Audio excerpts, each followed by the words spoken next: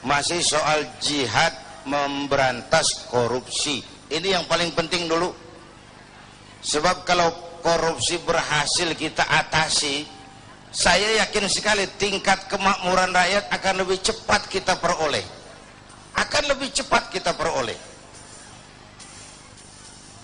Pemerataan akan lebih mudah kita wujudkan. Karena ini kan negara demokrasi, katanya dari rakyat, oleh rakyat, untuk rakyat. Untuk membangun negara ini kan uangnya kan uang rakyat kan? Iya kan? Iya kan? Kan yang bayar pajak kan kita kan? Yang bayar PBB kan kita kan? Uangnya dikumpulin oleh pemerintah untuk bangun negeri ini. Digeragotin sama tikus-tikus. Tikusnya sekarang pada pakai dasi. Ngantornya di mana-mana. Ini jihad yang sangat besar menurut saya. Bapak Ibu hadirin yang saya hormati, tanpa memberantas korupsi, membiarkan korupsi berjalan, sama aja kalau orang Bekasi bilang nimba kagak dibendung. Bagaimana mau kering kalau nimba nggak dibendung itu? Maka korupsi, dulu korupsi katanya di bawah meja, sopan malu-malu. Kemudian maju, korupsi di atas meja, terang-terangan. Sekarang meja-mejanya dikorupsi. Bukan lagi atas meja, bawah meja, meja-mejanya disikat sekalian. Dan celakanya di mana-mana tuh tukang sunat merajalela. Tukang sunat turun ke bawah sunatin, turun lagi sunatin, turun lagi sunatin, nyampe ke rakyat ujungnya doang dikit banget.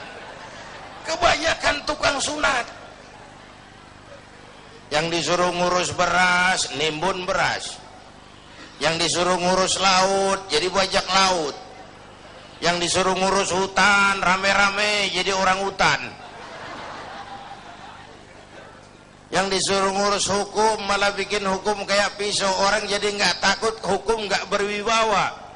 Mestinya kalau kepolisian, kejaksaan, kehakiman bekerja bagus, KPK nggak perlu ada. Ya, itu kan ad hoc.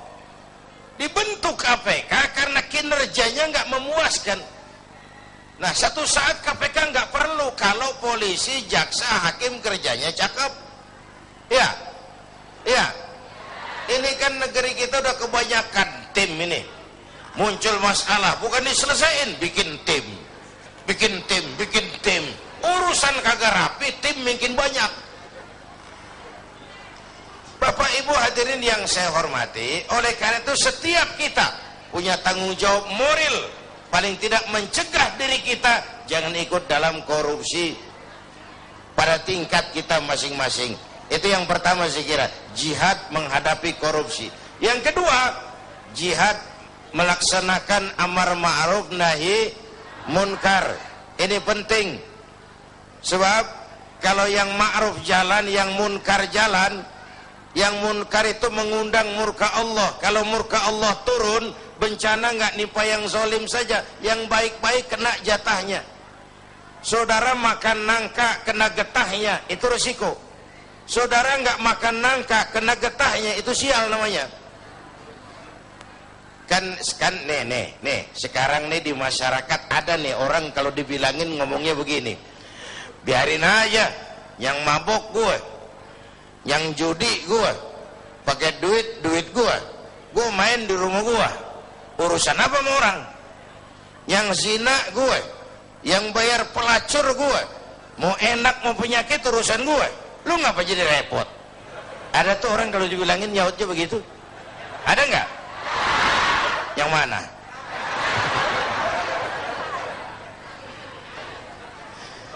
Saya kasih contoh lagi yang enak. Ini tengah hari panas begini, makan jambu air enak nggak? Nah, naik ke pohon jambu. Sampai sama tengah pohon, semut api gigit. Gatel, panas. Kita tengok, gile banyak juga lagi semutnya nih. Turun kita ke bawah, pulang ke rumah. Ngapain? Ngambil obor. Sundut obor menyala, balik lagi pohon jambu, sepohonan tuh semut kita bakar. Yang gigit atuh, Yang gigit tuh semut-semut lain kalau bisa protes ngomong tuh, yang gigit lu temen gua nggak ngikut gua. Tapi kita nggak peduli, mau gigit apa enggak, asal semut bakar. Gara-gara atung gigit sepunan dibakar tuh semut. Masyarakat begitu Pak. Iya, yang judi lo, yang zina lo, yang mabuk lo. Tapi judi, zina, mabuk, maksiat Mas. Kalau ini negeri banyak maksiatnya, Allah marah. Kalau Allah marah, turun gempa. Kalau turun gempa, yang mampus bukan lu doang moyong, bareng rame-rame. Iya, iya. Enak kalau gempanya milik Kiai, mohon minggir ya, mau gempa nih. Aduh, sopan bener itu gempa. Itu perlunya amar ma'ruf nahi munkar. Karena bencana kalau datang tidak hanya menimpa orang yang zalim, yang baik-baik akan kena juga jatahnya. Bapak Ibu hadirin yang saya hormati, nah pelaksanaannya memang amar ma'ruf lebih gampang daripada nahi munkar. Orang kalau diajak sholat paling kagak mau gitu doang dah, kagak marah, kagak ngomel. Tapi kalau dilarang mabuk, berkelahi. Diajak dilarang berjudi, dilarang berzina, bisa berkelahi. Tapi dua-duanya harus dilaksanakan. Itulah sebabnya ini jihad. Beramar ma'ruf apalagi bernahi munkar itu merupakan jihad yang harus kita laksanakan. Kedua-duanya nggak boleh pisah. Kalau yang ma'ruf jalan, yang munkar juga jalan, ya seimbang dong. Nah yang rugi, yang celaka sekarang nih, Bu, kalau ukuran ma'ruf munkar masih jatah kayak zaman kita nih, masih enak. Satu saat mana yang ma'ruf, mana yang munkar jadi remeng. Ya, ini zaman apa sih katanya, zaman orang pada pinter bikin bungkusan, entertain. Ya, orang pada pinter bikin bungkusan, yang ma'ruf kelihatan munkar, yang munkar kelihatan ma'ruf. Ayo udah ngalamin belum saat begitu? Yang jujur dimusuhin. Nah, udah kejadian kan? Yang laporan anak pada nyontek tuh dimusuhin yang jujur. Itu kan yang ma'ruf jadi munkar, yang munkar jadi ma'ruf. Terbalik nilai masyarakat kita. Ini menyedihkan, ini memprihatinkan, ini musibah. Kalau yang ma'ruf jadi munkar, yang munkar jadi ma'ruf, mau apa lagi kita? Masya Allah. Jangan sampai kita berharap ini Kiai, seperti yang Kiai katakan tadi, jangan sampai azab ini menimpa negara kita. Karena jujur saja bahwa negara kita ini masih terus membutuhkan petunjuk-petunjuk, kemudian jalan-jalan keluar, dan itulah fungsinya dari ulama. Sekali lagi, saling memberikan, mengingatkan kepada Anda. Tentunya para pemimpin, cuman dibutuhkan kejujuran di sini. Apakah kita mau diingatkan dengan agama itu? Nah, pemirsa, kita akan membahas lebih dalam lagi tentang materi kita, menanamkan sifat jihad dalam diri bangsa ini. Tentunya setelah pesan-pesan berikut, tetaplah dalam Damai Indonesiaku.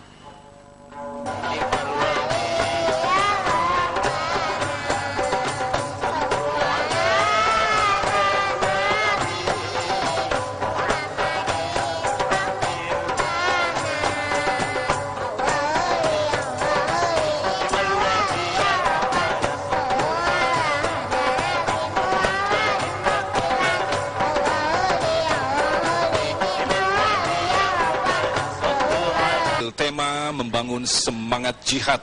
Tentunya dalam membangun negara ini kita diperlukan semangat jihad. Jihad adalah sebuah perjuangan yang maksimal untuk meraih ridha Allah. Tentu saja kita tidak bisa saja meminjam kata-kata jihad karena memiliki konsekuensi yang luar biasa. Jihad adalah berani dan sekaligus memiliki resiko, yaitu berani mengambil resiko. Berani mengambil resiko artinya ketika kita memimpin, pada saat kita melakukan kesalahan, kita berani mengambil resiko untuk diturunkan dari kekuasaan itu. Lantas ketika kita kembalikan pada kondisi bangsa kita kali ini, benarkah pemimpin-pemimpin kita yang saat itu kita pilih dan kita berikan beban untuk membuat negara ini lebih bagus lagi adalah sosok pemimpin-pemimpin yang berani mengambil resiko. Kembali Kiai akan menjelaskan kepada kita tentang masalah jihad yang sekaligus dicontohkan oleh Rasulullah pada masa-masa peperangan. Silakan Kiai. Bapak, Ibu, dan pemirsa TV One, masih pada jihad yang ketiga, yaitu jihad melawan kemiskinan dan kebodohan. Ini Rasulullah mengajarkan salahu ummati bil ilmi wal mal. Umatku hanya bisa menjadi baik dengan ilmu dan harta, artinya dengan pendidikan dan ekonomi. Maka menghadapi kemiskinan dan kebodohan juga harus dengan melaksanakan semangat jihad. Nah, 3 jihad ini pasti ada resikonya. Tidak ada perbuatan yang tanpa resiko. Tidak ada perbuatan tanpa resiko. Mau jadi pohon tinggi harus berani ketiup angin. Iya. Iya. Takut angin, jangan jadi pohon tinggi. Jadi rumput. Enggak ditiup angin, cuman diinjak kebo. Nggak ada perbuatan tanpa resiko. Makin tinggi nilai kepemimpinan, makin tinggi resikonya. Karena itu pemimpin bukan hanya punya konsep, tapi harus berani resiko. Konsep bagus tapi nggak punya resiko, nggak berani ngadepin resiko, ya jalan di tempat, Pak. Nyanyi di gurun pasir, kedengarannya doang merdu, kenyataannya kagak ada.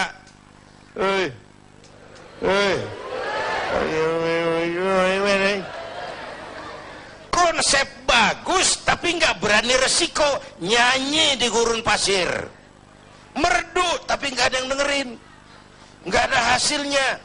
Kalau ngambil contoh dari baginda Rasulullah SAW, beliau itu pertama sejak kecil ditempa oleh kesulitan. Lahir ke dunia nggak sempat ngeliat bapak. Umur 6 tahun ditinggal emak.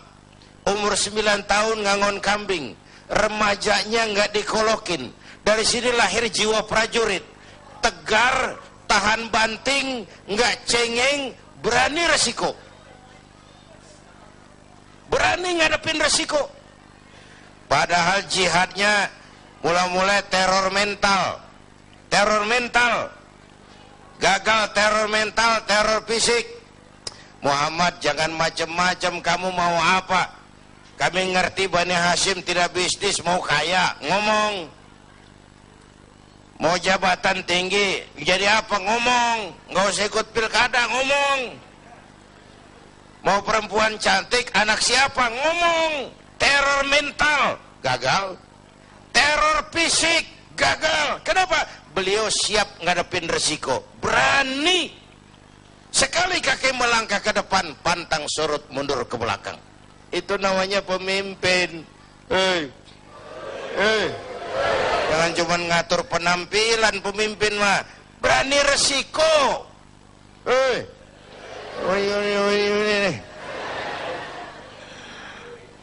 Bapak Ibu hadirin yang saya hormati. Yang kedua, Rasulullah tetap memulai jihadnya dengan modal utama akhlakul karimah.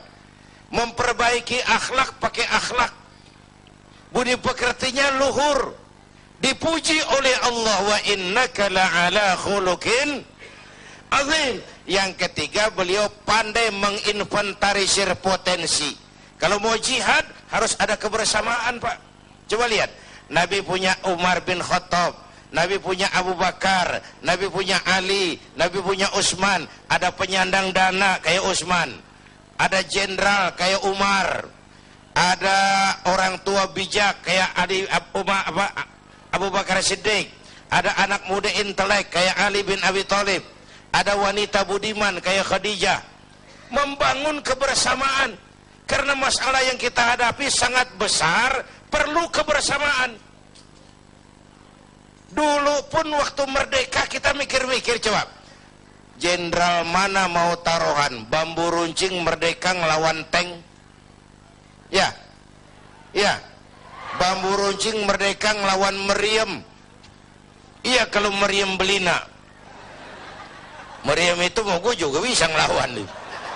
Meriam Belanda menurut otak impossible, tidak mungkin, mana bisa. Entoh nyatanya kita merdeka. Bapak Ibu, ini menarik untuk dikaji. Orang-orang tua kita dulu punya komitmen. Komitmennya sederhana, merdeka atau mati. Merdeka atau mati. Sekarang komitmen nggak jelas, Pak. Nggak jelas apa komitmennya. Seakan-akan jabatan, kesempatan untuk jadi kaya. Apalagi akibat koalisi sekarang ini, semua juga buat kepentingan partai-partai politik. Makanya untung saya udah mundur dari politik. Dulu zaman jahiliyah saya ngikut. Dulu. Bapak Ibu hadirin yang saya hormati, oleh karenanya dalam jihad di negara kita ini perlu semangat kebersamaan. Nggak bisa parsial karena masalahnya sangat kompleks. Masalahnya sangat kompleks. Semua kita dengan bidang dan kemampuan kita masing-masing melaksanakan yang namanya jihad. Menghadapi kemiskinan, menghadapi keterbelakangan, menghadapi kurangnya keadilan, itu kan kita rasakan. Itu juga memerlukan jihad. Dan buat kita semua, tentu melaksanakan jihad adalah kewajiban. Sesuai, sekali lagi, sesuai dengan bidang dan kemampuan kita masing-masing.